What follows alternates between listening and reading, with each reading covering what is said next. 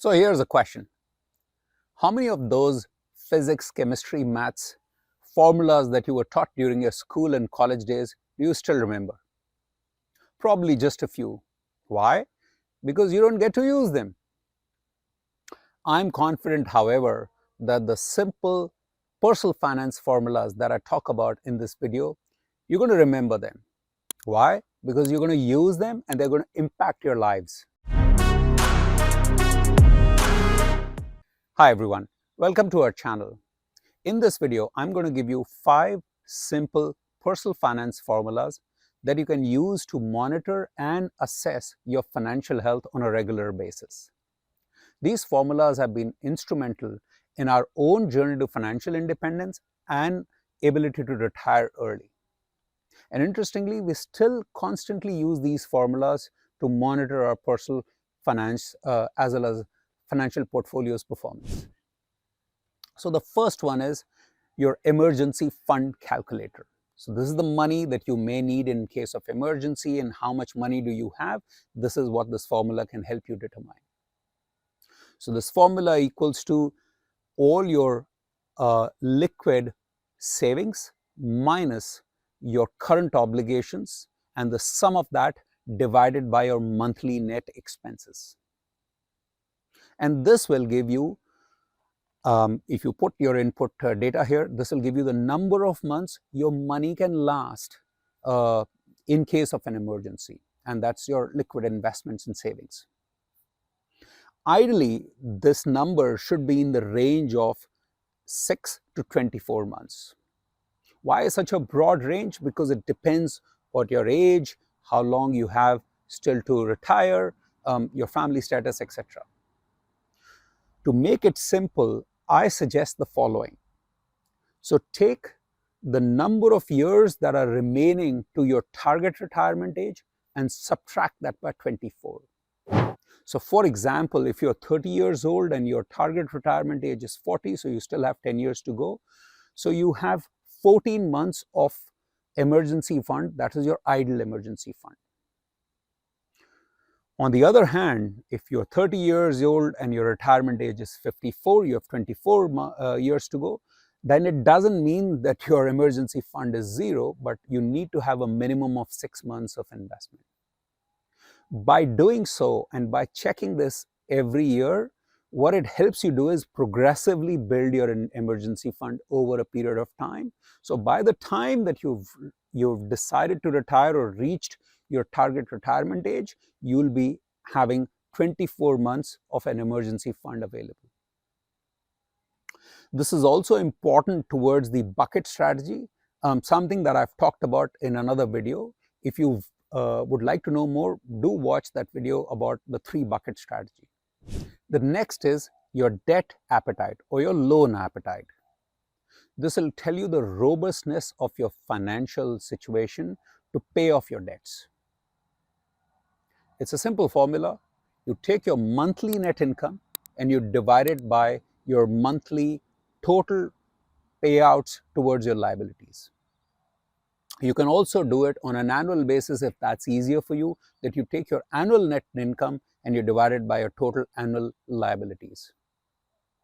The answer should be the same. And typically, or ideally, the answer of this should be a factor of 3 and above. If it's less than 3, that means that you're putting yourself at risk in case you lose your job or if there is an emergency to pay or at least your obligations towards your liabilities. This formula is especially helpful when you're taking up a loan or a home loan or a car loan to check that what is your, typical appetite to pay off that. Most of the times, even when you're taking a home loan, the companies also do certain checks, but this formula will at least give a self-check on your total liabilities as such. Hopefully, over a period of time, during your journey to financial independence, you will have as little loans as possible or as little debt as possible. We have been firm believers to keep our loans to a minimum, and therefore this formula was always at a big number for us. The third is your home versus your net worth ratio. So this will tell you how much percentage of your home is vis-a-vis your total net worth. So the formula is simple. You take the fair market value of your home or your potential or your the home that you have the dream or a desire to buy, and you divided this by your total assets. So the assets that we talked about as an input criteria, that is your liquid savings, your non-liquid investments, and your personal use assets. And you multiply this by 100. So this will give you a percentage, that how much percentage is your home vis-a-vis your total net worth. Ideally, this number should be less than 30%. In case you're starting your career, you're living in a very expensive city, it could be between 30 to 50%. And our general recommendation would be that you should try your best, including revisiting the strategy from a city perspective or your career growth perspective, etc., to keep this below 30%. Why? Because the more money that you've invested, the more money is making money for you. So whenever you're taking a home loan or you're planning to upgrade a house, this is a good equation to do a check and see that is this below 30, it'll put you below 30% or put you out of whack. The next formula is a simple formula, and that is about savings rate. It's simple, but it's super important and super powerful. And that is that your annual net savings divided by your annual gross salary. In case you're calculating everything as family, then your annual net savings as a family divided by the annual gross savings of a family or as a couple if you are, and then multiplied by 100. Now, ideally, this number should be more than 30%, because the more you're able to save, the faster you're able to go towards or accelerate your journey to financial independence. In Seema and my case, our savings went up and down for different years, but we always tried our best to make sure that the number doesn't hit below 30. So we either took course correction towards our expenses or towards our jobs, that it could give us more money or help us with more earnings, or even location, that we can optimize our taxes. But by doing so, it really helped us accelerate our journey to financial independence. And what you will realize is, if you start this 30% number, the sooner you start, the more the money starts making money for you, and the earlier you will realize that there will be a point where you will be living just based on your savings. So conceptually, let's say you've generated enough passive income, or you're generating enough passive income that you don't need to touch your salary. So you're actually saving 100% of your salary, and then you've achieved financial independence.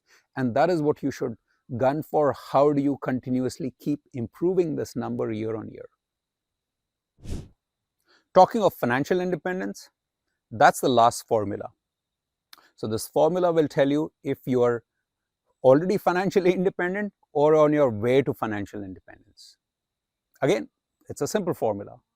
This is your total liquid savings plus your total non-liquid investments divided by your gross expenses. So that's your fixed and average discretionary expenses. Keep in mind, I did not mention your personal use assets here. So you do not put your house, your car, your collectibles into this equation. Only your liquid savings and your non-liquid investments divided by your fixed and discretionary, average discretionary expenses. So this will give you a factor to show that if you're financially independent or not. Ideally, this number should be 25x and above. If you've observed, this is the inverse of the 4% rule. So if you take this equation inverse, you will get 4% rule with this 25x factor. For those of you who do not know or have not heard about 4% rule, my request would be, or my recommendation would be, to watch the video on 4% rule that I made. And as I mention in that video also, we personally do not suggest 4%. We suggest to go lower than that to make sure that you're safe and you do not have those risks that 4% rule can put you. So personally, I would recommend not just a factor of 25, but factor of 30 plus. But conceptually, after 25 factor, you are financially independent. Then it's all about thinking that do you want to retire early or not. And as we keep telling in the other videos, financial independence is a must. Retiring early is an option. So that's not what we are discussing here. It's about financial independence. So hopefully these 5 equations or 5 formulas help you to do this assessment and see how your emergency fund is, what's your debt or loan appetite, how's your home to your overall net assets ratio, what's your savings percentage, and how are you going towards your journey to financial independence. My recommendation would be that you should use these formulas at least on a quarterly basis. If you can't do quarterly basis, then definitely on a yearly basis, and you keep monitoring how your journey is progressing over the period of time. So I hope these formulas are useful and you can remember them because you'll be using them. In case you have any feedback about the ranges that I talk about, the input parameters, do feel free to reach out. I would love to hear from you. In any case, my request would be that please do like and subscribe and share this video if you found it useful. It will definitely be helping us to create or continue creating such videos. Till the next video, till the next location, and till the next topic, goodbye from me. Bye-bye.